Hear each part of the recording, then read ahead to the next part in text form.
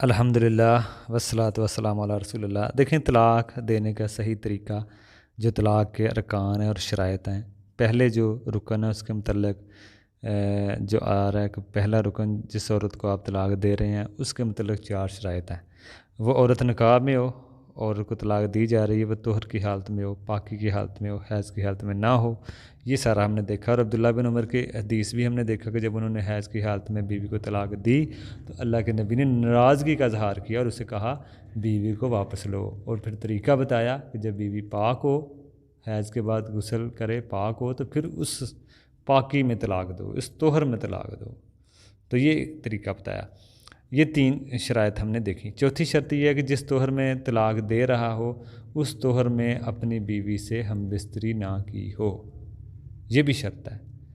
ایک تو حیض کی حالت میں بیوی نہ ہو، تیسری شرط یہ ہے کہ چوتھی شرط یہ ہے کہ جس طہر میں طلاق دے رہا ہے اس طہر میں اپنی بیوی سے ہم بستری نہ کی ہو۔ اگر اس طہر میں ہم بستری کر لی، تیسری تو یہ ہے نا کہ اس طہر میں بھی ہم بستری نہ کی ہو جس طہر میں طلاق دے رہا ہے۔ چوتھی شرط یہ ہے کہ اگر جس طہر میں وہ طلاق دے رہا ہے اس طہر میں اپنی بیوی سے ہم بستری نہ کی ہو، اگر اس طہر میں ہم بستری کر لی ہو تو طلاق نہیں دے سکتا۔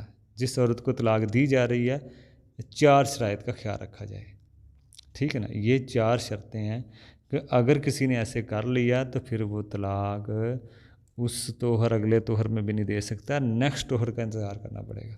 جیسے حیض کی حالت میں کسی نے بیوی کو طلاق دے دی تو جب طہر آئے گا نا، پاکی بیوی پاک ہوگی، طہر آئے گا، اس طہر میں بھی نہیں وہ دے سکتا، اگلا طہر اس کو انتظار کرنا پڑے گا اگر کوئی دے دیتا ہے۔ تو یہ سارے شرائط ہیں، جو پہلا رکن ہے اس کے متعلق 4 شرطیں ہیں۔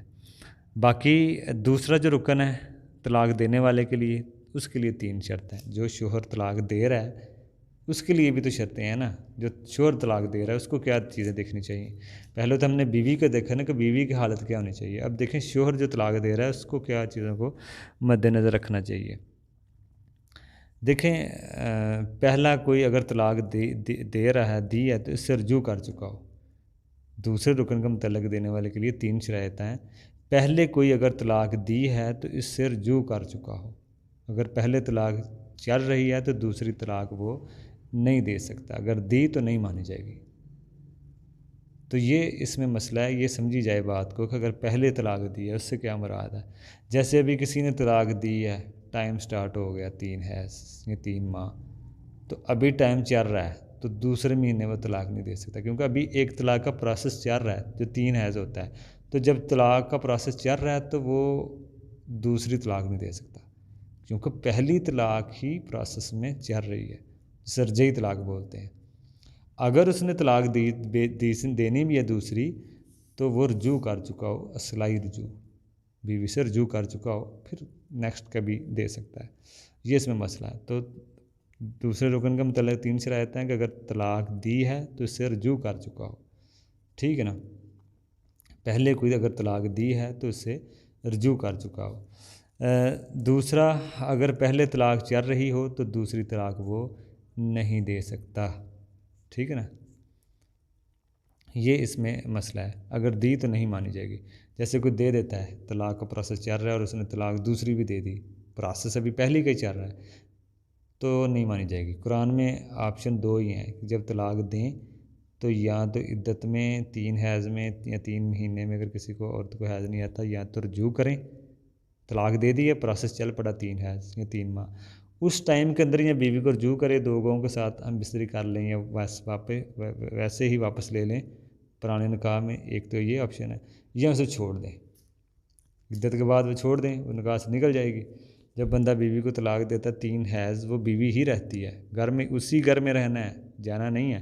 جو عورتیں جا رہی ہیں، یہ شوہر نکال رہے ہیں یا عورت کے بہن بھائی آ کے لے کے جا رہے ہیں، تو یہ گناہ گار ہیں سبھی۔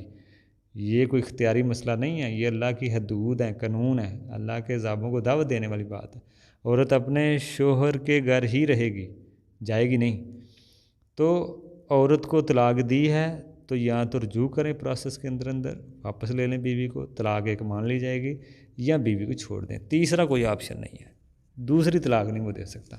یہ نہیں کہہ سکتا رجوع بھی نہ کرے اور وہ چھوڑے بھی نہ، یہ نہیں ہو سکتا کہ وہ رجوع بھی نہیں کر رہا اور وہ کہتا میں وہ چھوڑتا بھی نہیں ہے۔ تو عدت کے بعد وہ آٹومیٹک ہی نکل جائے گی. اور دوسری طلاق دینا شروع کر دے، ایسی بات نہیں ہے کہ وہ رجوع بھی نہیں کر رہا 3 حیض کے اندر اور دوسری طلاق بھی دے رہا ہے، یہ اس کی طلاق نہیں مانی جائے گی. قرآن میں 2 ہی آپشن ہے، طلاق دی ہے رجوع کریں یہ چھوڑ دیں. رجوع کر کے بعد میں دوسری طلاق دے سکتا ہے اگر رجوع صلاحی ہے. اگر رجوع، دوسری شرط یہ ہے کہ رجوع صلاحی ہو، یہ نہیں کہ وہ طلاق دی اور 3 حیض میں اندر بیوی کو واپس لے رہا ہے، نیت یہی ہے رجوع کی کہ پھر طلاق دیں گے، تو وہ سمجھ لے صلاحی رجوع نہیں ہے، ہیلے والا رجوع ہے، معروف طریقے سے رجوع ہو. دوسری طلاق دینے کے لیے رجوع نہیں ہونا چاہیے کہ وہ دوسری طلاق دینے کے لیے وہ رجوع کرے کہ میں رجوع کرتا ہوں میں دوسری طلاق دوں گا، ایسے نہیں ہے. رجوع صرف اسی وجہ سے نہ کرے کہ دوسری طلاق دینی ہے، ورنہ رجوع نہیں مانا جائے گا، رجوع معروف طریقے سے ہو. ٹھیک ہے نا، یہ بات کو بھی مد نظر رکھا جائے. آگے اس کی تیسری شرط بھی ہم اس میں دیکھتے ہیں. السلام علیکم.